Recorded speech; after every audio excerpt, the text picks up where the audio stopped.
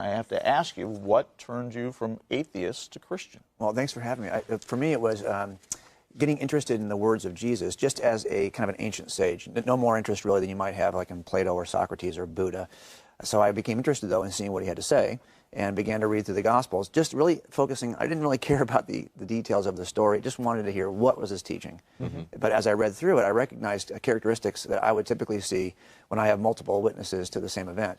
And so I recognized some of these kind of unintentional eyewitness support, some internal corroboration that I just thought, no, that's kind of interesting. Just kind of interesting.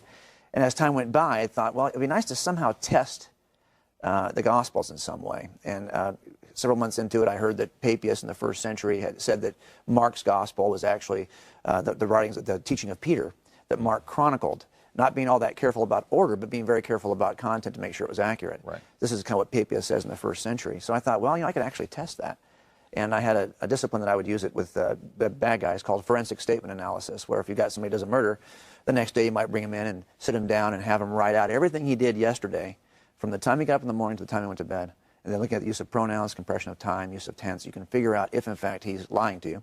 And even sometimes you can tell what time of the day is really the time you need to focus on that might be the actual time of the event. So I took this discipline, which is really an art as much as it is a science. So, I mean, it has some interpretive aspects to it. But I started to apply it to the Gospel of Mark, and I was just looking for evidence of Peter's involvement with this Gospel that was unusual or unique to Mark and missing from maybe the other Gospels that would lend credence to this claim from Papias. And after I got done doing that, I was so convinced of Peter's involvement in this Gospel, plus seeing all the other eyewitnesses, I became a very serious student. And it was within a few months, I became a believer. You've got this detective background. You've got this police background.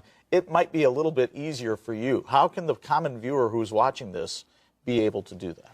Well, the thing I noticed is that in Ephesians, Paul says that some of us are evangelists, some of us are pastors, some of us are teachers, which seems to me to say that some of you are not good at this. Okay? Yeah. Some of you are good at it, you've been gifted in this, and some of you stink. So that's okay.